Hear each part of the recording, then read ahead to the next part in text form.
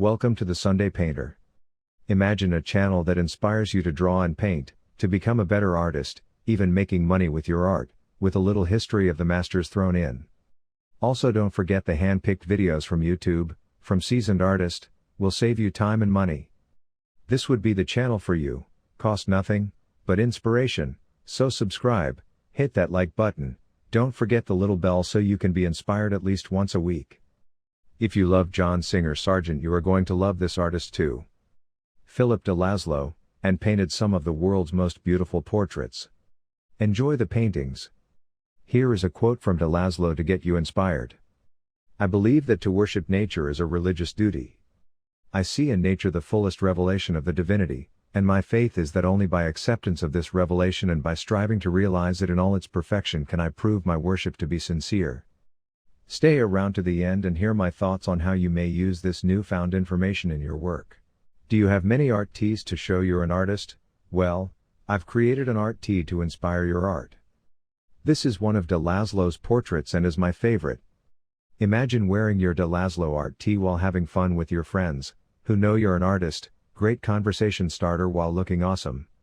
So how can you get your inspiration tee? Check the link below the video and let your imagination run wild.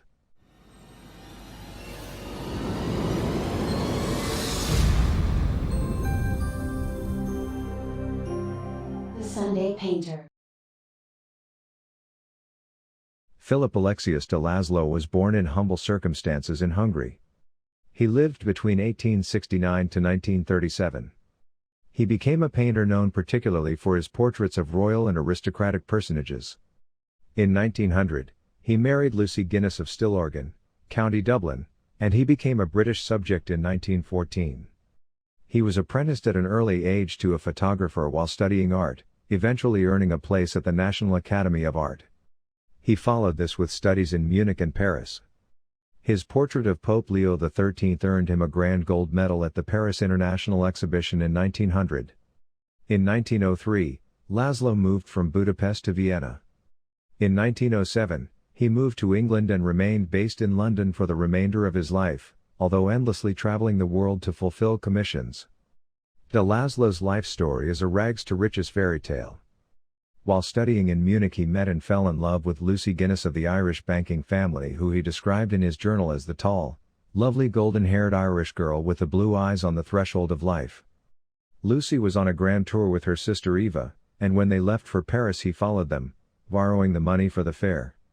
Such was the unsuitability of the match, that Lucy's father forbade them to meet and they did not see each other again for 7 years. After the death of Lucy's father and with many important commissions behind him, de László's circumstances were much improved. They met again and married in Ireland in 1900. De László's new wealth enabled him to build a magnificent home for his bride next to the Városliget Park in Budapest. This Gothic villa contained 3 purpose-built studios and an apartment for his mother, to whom he was devoted. In 1907, after 4 years in Vienna, they settled in England. Fortunately, John Singer Sargent had virtually retired, apart from a handful of special commissions, leaving the path to success clear for de László.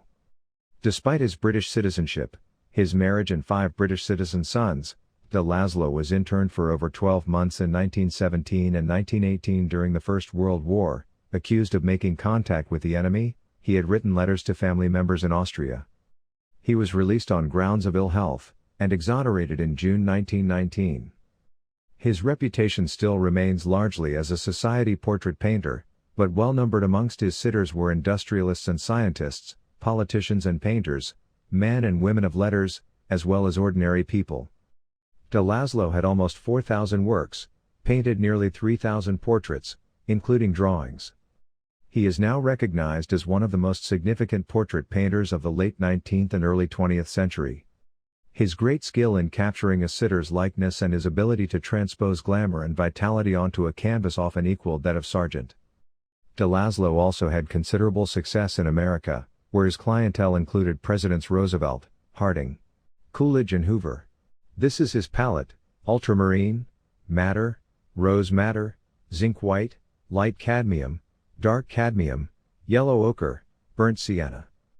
These are the chief colors he used, and ordinarily they are sufficient for any work, but sometimes, When there is a particular reason, ivory black, Veronese green, lac garance and orange cadmium. He used poppy oil because it dried slower. He said, I like my paintings to keep wet, as long as possible so that I can finish straight away the part of the picture I am working on before the paint dries. The slow drying is helpful, it enables me to finish more deliberately and it makes the consistency of the paint more pleasant to handle. If the painting is still wet, always looks fresher and more direct. I would like to mention that for the sake of purity of color I avoid, as far as possible, mixing more than 2 colors together at any time. He would pose the sitter and make them comfortable with conversation, trying to figure out their personality. To consider how to distribute the light and shade, and last of all comes the decision on a suitable background in harmony with the intended color scheme of the picture.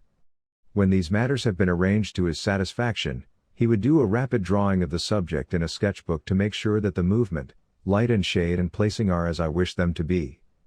When happy with the sketch and placement of the sitter, he would start out with a clean canvas and painted it with the frame on it. This is what he said.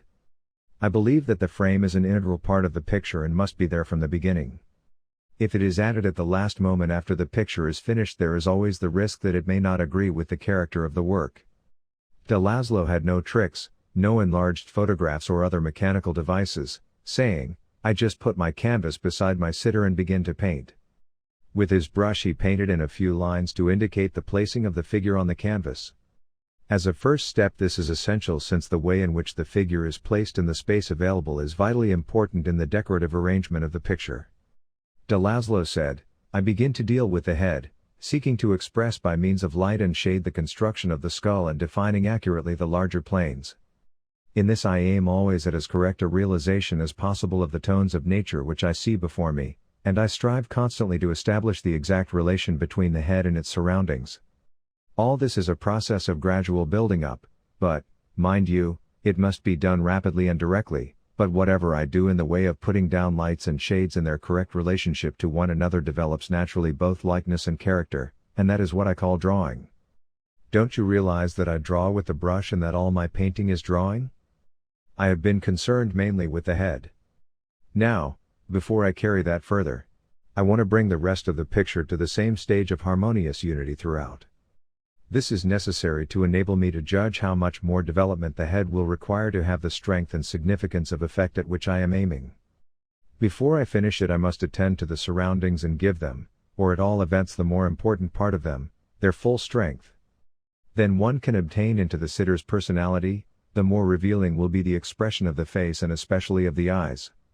By the time the head is finished, I have the body and hands firmly sketched in and the background definitely suggested because, as you have seen, my method is to develop the general effect of the picture continuously. So I proceed with the hands, and the feet when the opportunity is given me to paint them, which I consider quite as important for the revelation of character and personality as the face itself, and quite as enjoyable to paint. A hand is in some ways more difficult than a head, for while the face has features which do not change their relative positions and which remain immobile until the whole head is moved, the whole appearance of the hand can be altered by even a slight movement of one of the fingers. I often paint in which I concentrate on the head and hands and leave the rest unelaborated but, as nearly as possible, correct in forms and values. Still, now that the head and hands are finished, I could, if I wished, complete the draperies and accessories with the help of a model or lay figure, without losing the qualities of the picture, because I have already painted all the main facts of the draperies on the sitter. I might mention that when I do paint a completely, I endeavor to keep the draperies restrained in tone so that, however rich the dress or uniform and accessories may be, the attention of the spectator is not diverted from the head and hands by any over-insistence upon the incidentals.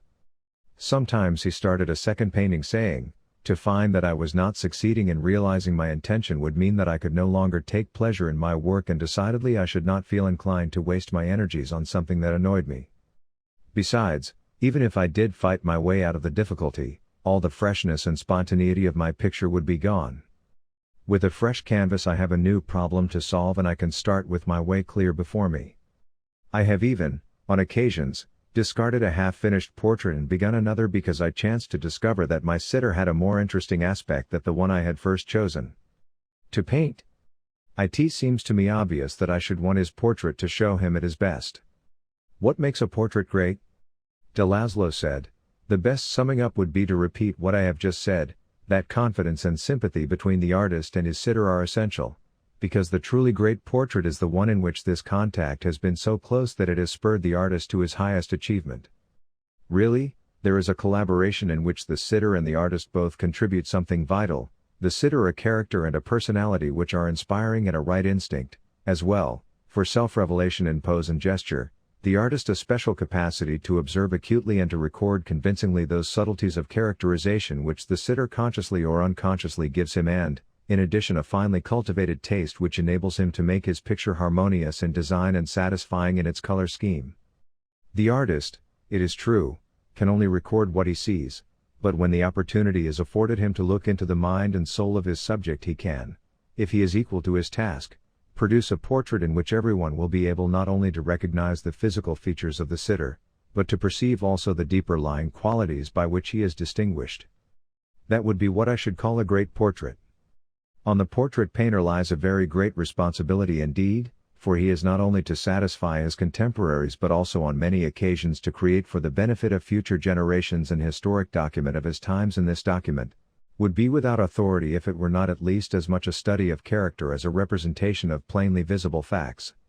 The merely exact reproduction of the sitter's features at a particular moment as a camera would draw scarcely worthy to be called a portrait at all. I say, once more, that in this branch of artistic practice the only painting that can be held to justify itself is the one which in the rendering of those features expresses the full mental and moral stature of the human being to whom they belong. Here it is that the individuality of the painter appears, and here it is that his powers are subjected to the severest test. Different artists painting the same sitter would produce differing results, because their individualities would vary, so, you see, the inadequacy of the artist who has assumed a responsibility he has not qualified himself to bear would show in his work, and he must stand for all time self-convicted of failure. Here are some of my thoughts. As a teacher, I see my students struggle with an issue. It could be something simple like perspective of feet. Even the best artists struggle no matter how great they are. We only get to see the successes. I had a student that had a few weeks into a work, but it did not look correct in color or perspective. So I asked her to do a few drawings to see how the painting could be done different. And the drawing was much better. But she kept trying to fix the painting she has so much time in. I don't mind starting the work over on a fresh canvas when I have a better idea. I sand down the old canvas and paint something new on if I can, and if not I pull the canvas off the stretcher and apply a new canvas. Another issue is they put the paint on too thin, and don't blend some of the edges. Everything has a hard edge which is not natural to the eye. About the paint, it's so thin they have to build it up to cover the canvas. This kills the freshness of the work. So study how de László used his color, brushwork and edges. Draw every day for at least 15 minutes and paint for a few hours a couple of times a week. This will give you a good foundation to be a better artist. Due to overwork, de László suffered heart problems for the last years of his life. In October 1937, he had a heart attack and died a month later at his home, Heim House, in Hampstead, London. As with all things, there is much more to de László, and hope this piques your curiosity. Don't forget the de-stressed inspirational tea in the link below. Thanks so much for watching.